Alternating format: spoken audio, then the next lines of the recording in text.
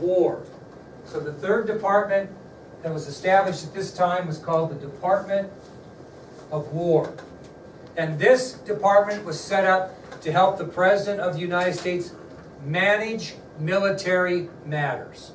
Manage military matters. Now, they would choose, or Washington would choose, a head of each of these departments. And these men were referred to as secretaries. That's why you have Secretary of State, Secretary of the Treasury, at this time Secretary of War. So these positions were chosen by the President, and at that time the men that head up these departments became known as secretaries, and they made up what became known as the President's Cabinet. Cabinet. And they would meet with the President and serve as an advisory role. Okay? So the President's Cabinet serves an advisory role. What does that mean? Helps them make decisions. Helps make decisions. But who is the ultimate decision up to? The President. So none of these secretaries of these departments have any authority to make any final decisions. They simply advise the President in those particular areas and give him their opinion, and he chooses to take it or not. They're advisors. But any decision came from the President of the United States. Okay, let's tell you about President Washington's cabinet. Let's tell you who made up his cabinet. By the way, you know another name for the President's cabinet? You ever hear it? The Executive Department. Fancy name for the President's cabinet. Executive Department.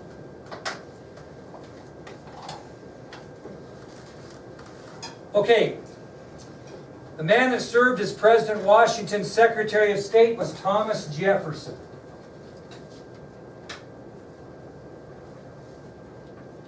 Thomas Jefferson. Anybody know who the first Secretary of the Treasury was? On a 20.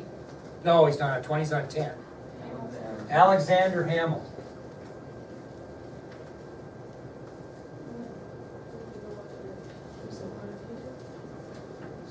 Secretary of the Treasury.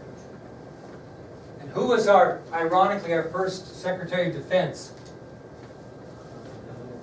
Henry Knox, where the Fort Knox name came.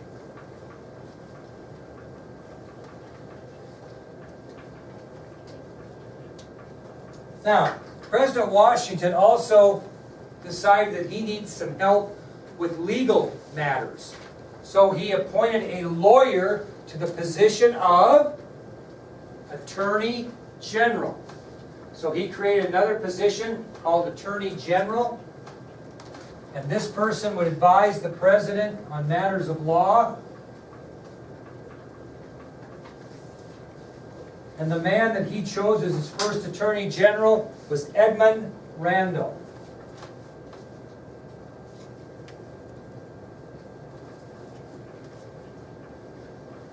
Edmund Randolph. Now, if you were going to have another presidential position for communication purposes, what might be another position in the President's cabinet? I don't get too specific. No? Amazon Prime would love this guy. What? Well, what? Or what? Foreign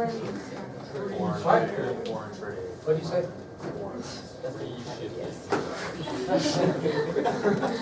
Secretary of Overhead. Postmaster General.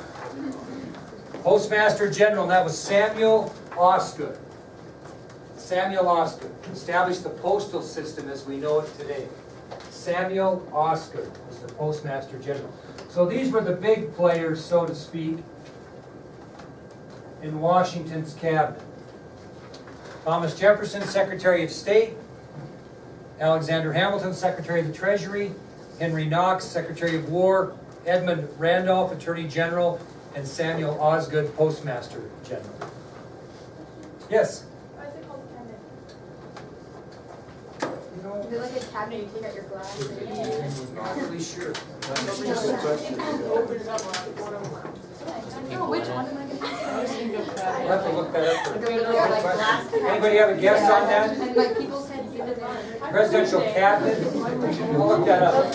All right, moving on. Our biggest problem we got to deal with, of all the things we talked about, court system, etc. Did we establish a court system from our problems? Our next biggest problem is our debt. So Congress deals with repaying the government debt. Congress deals with repaying the government debt. This is going to be a big issue. Congress deals with repaying the government debt. Who do you think is going to be the man they turn to get this fixed? No.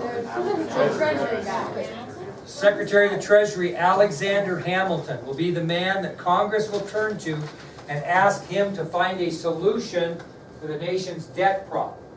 So Alexander Hamilton, the newly appointed Secretary of the Treasury, will be appointed that job. So to find solutions to the new nation's financial problems, Congress will turn to the new Secretary of the Treasury, Alexander Hamilton. Now what he's going to have to do is put together a program that's going to put the nation's finances on sound footing, because right now we got no money and a bunch of debt. Now, would have been easy maybe to say, hey, that's too damn bad you gave us that money during the war. We don't have any. We're going to let you foreclose on nothing. Okay? That wasn't Alexander Hamilton's philosophy. He knew that a nation, just like an individual, would need to pay its debts or lose the trust of its neighbors. If Carly lended me 20 bucks, or Nick lended me 20 bucks, or Nick went and bought those ice cream sandwiches and I said I'd pay him back, and then he got here and I said, the hell with it, you can handle that. Nick's attitude about my morals would be less than it was. I mean, money is a funny thing. Money matters. And if you give somebody $5 and they say they're going to pay you back and they don't pay you back, I bet you're not normally very happy with them. Or your opinion of them changes. Or you sure as hell probably am not going to give them another $5. Well, Alexander Hamilton knew that even though we probably could have got away with it to a point, we couldn't skirt our responsibility of paying back our debt, because we didn't owe debt to just one person. We owe debt to lots of different people. If you did not pay back the debt, how are you going to borrow in the future if you ever had to? This country borrows all the time. I don't know how many trillion of dollars this country's. I'm telling you right now, if you ran your checkbook like this country runs its checkbook, you would be living homeless. I mean, we are the biggest spend money and get debt country than I've ever seen in my life. Somehow it works. But your tax dollars wouldn't even begin to pay our debt. I don't know what we do, But anyway, a little different these days. Now, at the end of the war, anybody want to guess how much the United States owed different people and organizations? Now, you got to remember this is 1790-91. $4 million. 3.4 million? Good guess. What'd you say? I'd say about 7 million? $80 million. That was a staggering amount in those days. $80 million. That was just horrible. Staggering debt. You could probably times that. That'd probably be, what's after a billion? A trillion? What's after a trillion? A gazillion? I don't know. I always give Hadley Jeffries a bad time that she went to Brazil and it's going to cost her $1 Brazilian to get her. But anyway, unbelievable debt. Now, we had 3 types of debt we owed. 3 different types of debt we owed. Foreign debt, which meant we owed it to many different foreign countries. Domestic debt, which means we owed it to what? malicious. What? Well, individuals within our country. And we had state debt, which means we owed money to individual states. So there were 3 different types of debt that the United States owed after the Revolutionary War that added up to $80 million. Foreign debt owed to other countries. Domestic debt owed to individuals that lived within the 13 states.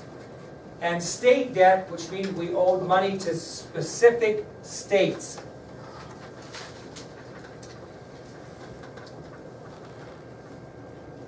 Let me tell you where it went.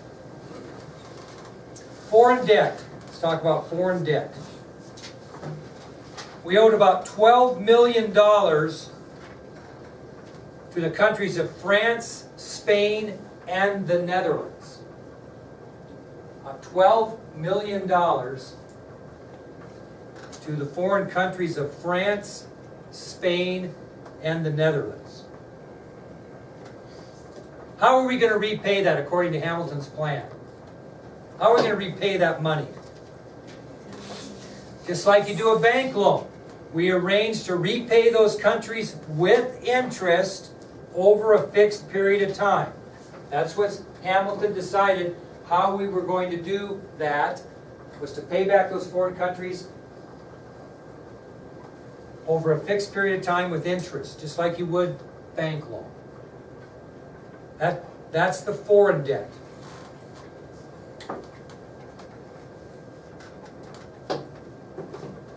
Domestic debt, 44 million of the 80 million was borrowed from individual Americans during the course of the war. $44 million we owed citizens of our own country. How do we do that? How do we borrow it from our own Americans? What did we sell them? Government bonds. Okay, let me tell you a little bit about bonds here. Okay, you can still buy bonds, can't you? They're not called war bonds. You can go buy a bond. My boys have several bonds. You go in and you say, I want a $50 savings bond. And how much do you pay for that $50 savings bond? I don't know. Your dad would know for sure. I don't know for sure. But you pay less than $50 for it, right?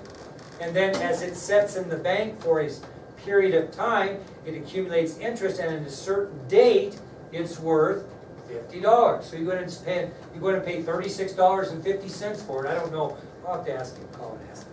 But anyway, on a $50 bond, you pay like $36.50, and then at the end of a 10-year period, it's worth $50. That's what they did with these Americans. They said, well, tell you what, if you lend us $50, we'll pay you back that $50 bond plus interest. Okay? So they were going to make some money on their bonds. Okay? That was the idea. That's how you build a swimming pool. You sell investors bonds. Okay? They buy bonds, you build the building, and what do they get paid back with later? Interest. That's how you make money. It takes money to make money. So during the war, the Continental Congress borrowed this money from Americans by selling government bonds. And each bond was basically a promise that the loan would be paid back with interest. Now, during the crappy times of the Revolutionary War, you had these bonds, and they were worth $3,000. McGarvin bought $3,000 worth of bonds. And she's thinking, things aren't going too good here. We're about to get our butt kicked in the war, because there were times in the war we thought we might get our butt kicked. What are those bonds going to be worth if we get our butt kicked? Nothing. So what might McGarvin do to cut her losses? She said, you know, I paid $3,000 for these bonds, Bailey, but I'll tell you what I'll do. Things aren't looking good. I'll sell them to you for $1,000. And Bailey's thinking, well, I can buy them for $1,000, and if we get our butt kicked, I lost $1,000. But if we win, I made $2,000. So a lot of these people that bought bonds during the Revolutionary War sold them at less than value because they didn't think things were looking very good. So because the government's finances were in trouble and what was happening in the Revolutionary War, many of these bondholders sold their bonds for a fraction of what they were worth. Because they thought, well, I'd rather lose a little bit of money than all the money. Okay? Now, who bought these bonds? What are the name of those people that do that? Speculators. Speculators are people who go out and hope to make a large profit at a later time. They took the risk. Okay? So Bailey took the risk of buying these bonds from Shania. Okay? Now, many members of Congress thought, this is bull.